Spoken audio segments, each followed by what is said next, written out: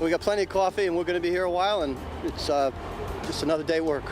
Tonight on Connecticut's news station, traffic troubles on I-95 after a fiery crash closes down the highway. What's next for the overpass that was impacted? And a reward now being offered to help solve a cold case. The victim's family pleading for answers tonight. And 2 tenants say they are being wrongfully evicted for forming a union. Hear their message and how the landlord is responding. Now at 6, this is Fox 61, Connecticut's news station. Developing news in Norwalk tonight, where a hazardous materials cleanup is underway following a fiery tanker crash. It's an accident that snarled traffic up and down I-95. Thanks for joining us for the Fox 61 News at 6. I'm Brent Hardman. And I'm Bridget Bureau. Glad you're with us. Viewer video showing the massive flames in I-95 after that crash. And tonight we are learning more about what caused the fire. Fox 61's Matt Karen has been on the story all day long. Matt, thousands of people travel through that area each and every day. What does this all mean for them? Yeah, that's right, Bridget. Well, just a couple of minutes ago, we heard from Governor Lamont, who provided an update, and he's now saying that this stretch of I-95 is going to be closed through at least Monday because this bridge overpass is going to have to be demolished and the road will have to be repaved. It's all going to cause a big traffic nightmare, so you're being advised to avoid this area, take alternate routes, I-87, I-84, public transportation if you can, and even work from home if you're able to do that. Viewer video brings us straight into the inferno. 5:30 a.m. The amber glow and billowing smoke clued commuters on I-95 in Norwalk in that something wasn't right. As I pulled up to 95 on the connector exit, it was already standstill. As Kristen Coleman of Trumbull crawled closer, she could tell it was no ordinary accident. Eventually just the smoke started getting so much more intense. You could tell something bad had happened up ahead. And eventually from where I was sitting in my car, you could see the flames. The crash just feet from the Norwalk Fire Department. They attacked the inferno from all angles. We had everybody here fighting the fire. Thank God we have King Industries in town. They have a big foam truck, and that's what eventually extinguished the gasoline. Daybreak shed light on the charred scene. Our Sky 61 drone capturing the carnage below, revealing a commuter car cut off a tractor trailer. A gasoline tanker swerved to avoid the accident, but erupted in flames. Miraculously, no fatalities, no injuries. I was about to say no casualties. Thank God. The intense heat from the gasoline-fueled fire, enough to warp the steel supporting the Fairfield Ave overpass, creating structural safety concerns. Pretty much destroyed the bridge. I got to remove the bridge. Hopefully tonight they're going to remove both sides. The state issued emergency alerts to area cell phones. The incident even capturing the attention of Federal Transportation Secretary Pete Buttigieg. I didn't know it was to that extent till after I seen the flames. Fox 61 learned the gasoline tanker was operated by Standard Oil out of Bridgeport. It contained 8,500 gallons. About half of it burned off or leaked into the nearby Norwalk River. The other half vacuum pumped out into a separate tanker and hauled away. We boomed off all the drains here, sewer drains, and then they boomed off the harbor. And it's going to be a while before we clean up here.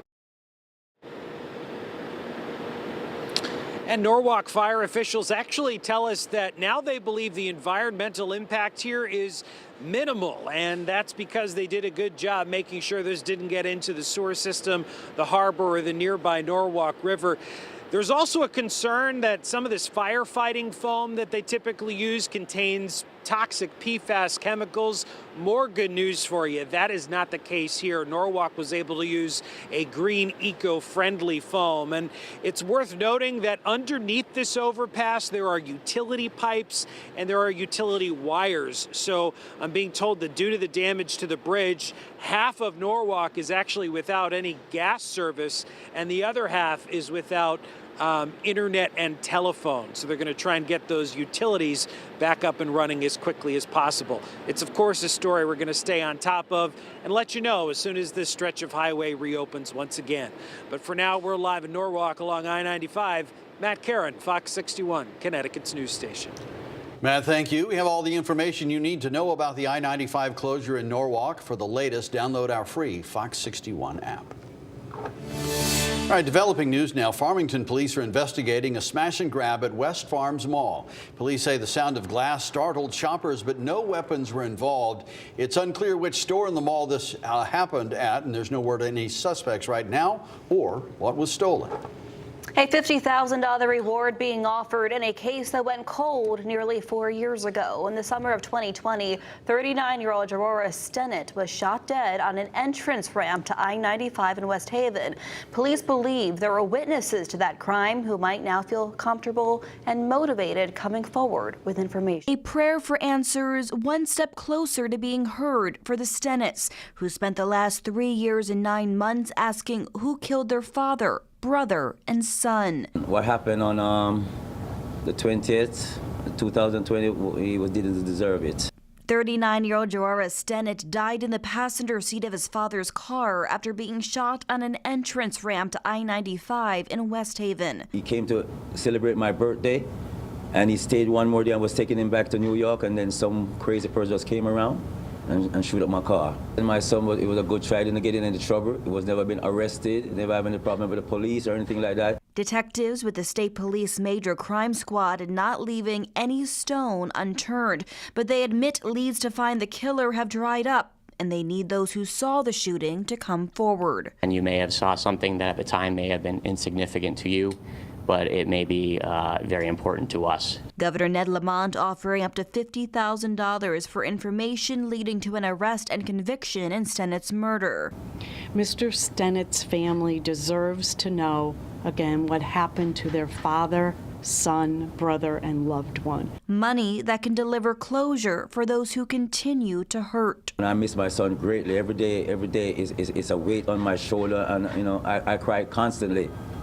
When I remember and remember my son, and the way he died, it was terrible.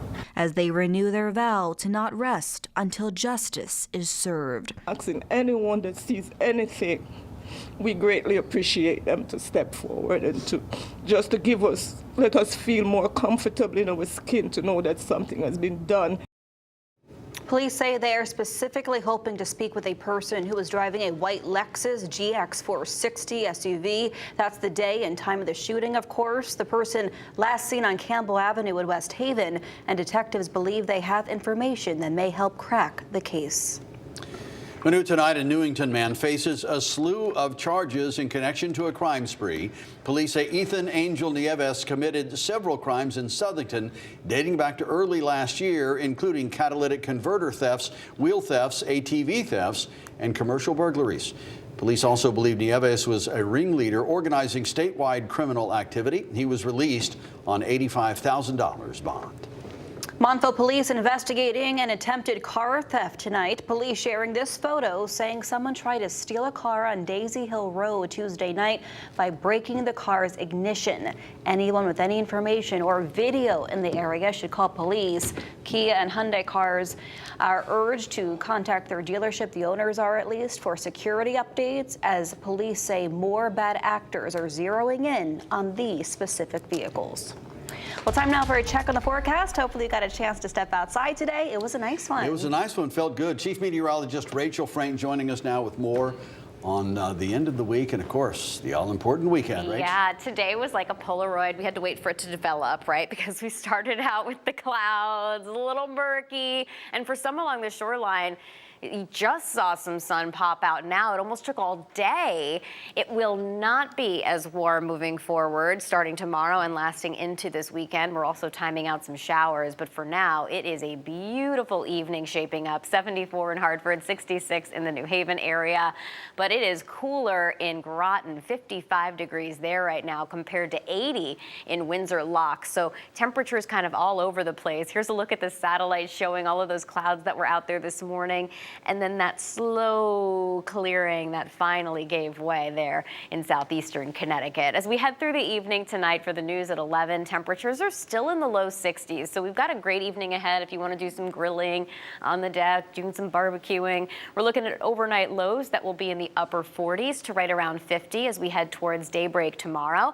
And tomorrow we'll see a mix of sun and clouds. We'll start off near 50, and we're looking at high temperatures that will be between 65 to 70 inland, and at the beaches, I think closer to 60 degrees. We'll see similar temperatures on Saturday. It's the pick of the weekend, and then some rain on Sunday. We'll talk about it. Full forecast coming up. All right, Rachel, thank you. To New Haven now, where two tenants who are being forced to leave their Orange Street apartments believe they are being wrongfully evicted. Fox 61's Julia LeBlanc has a breakdown of this developing story. The two tenants we spoke with have both lived here at Emerson Apartments for years. Now, last week, they each got a notice on their door saying they were being evicted. Now, they believe it's in retaliation to them starting a tenants union, but the landlord says that's not the case. Every time, it just looks worse and worse, especially down there. This is the apartment of Alex Colocatranis, who has lived here at Emerson Apartments in New Haven for 6 years, until 3 months ago. A pipe burst in the building, taking out his apartment and his neighbors downstairs. James Blau. This is what used to be my bathroom. The two have been staying in hotels for 3 months after first being told by their landlord, Emerson Apartments LLC, they'd still have to pay rent. The minute that happened, we knew we had to organize a tenants union because who knows what would happen next. What happened next, Alex says, involved an illegal teardown of the bathrooms. That's when the city condemned the two apartments. Months later, the landlord got the proper permits but haven't done the work. And now Alex and Jim got this eviction notice saying one or more people who once had the right to live here no longer do. It doesn't make any sense, the stuff that they are putting on there, because this happened day one of my new lease, the pipe bursting.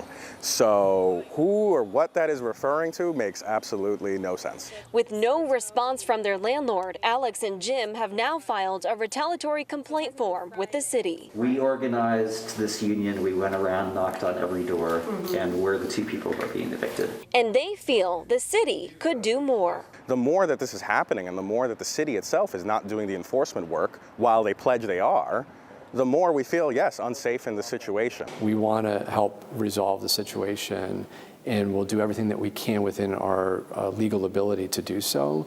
But we can't fix everything for everyone, especially when we have legal limitations. Mayor Justin Elliker says the city will investigate the claims of retaliation and hold a hearing, but they have to allow the landlord due process before taking further action. A landlord these tenants desperately want to hear from. We would love it. The whole point of having a union is so we can sit down and talk and work out these issues, and they should sit down with us and talk about it, and we can work it out and make this a place that is sustainable. Members of the church committee next door own the apartment buildings. They sent us a statement saying in part, quote, "When we recently discovered that there was no viable pathway to make the unauthorized units compliant in a reasonable time frame due to ongoing mediation with our insurance company and the length of the process that would be required to make the units compliant, we were ultimately forced into the decision to permanently remove the affected units from the rental market." Now, the city will be holding a hearing at the end of the month to go over these retaliatory complaints. We are in New Haven. Julia LeBlanc, Fox 61, Connecticut's news station.